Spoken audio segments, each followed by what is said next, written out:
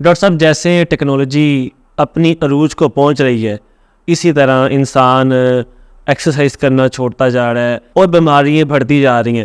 Cancer کے cases day by day زیادہ ہوتے جا رہے ہیں.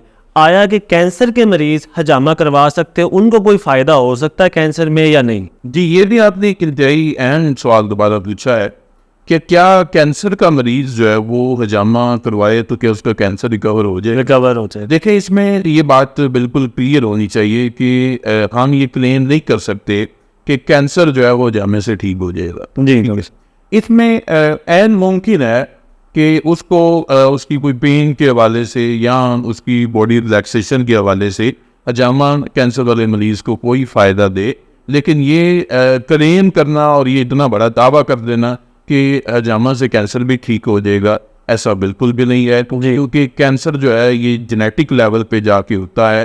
اس میں جینز جو ہیں وہ میوٹیشن ہوتی ہے, اس کے اندر چینجنگز آتی ہیں اور پھر سیلز کی ریپڈ ڈویژن ہونا شروع ہو جاتی ہے. کیونکہ ہم ایک براڈ ٹرم کینسر کی بات کر رہے ہیں, ہم نے کسی کینسر کو اسپیسیفائی کیا نہ بریسٹ کینسر, پروسٹیٹ کینسر کو.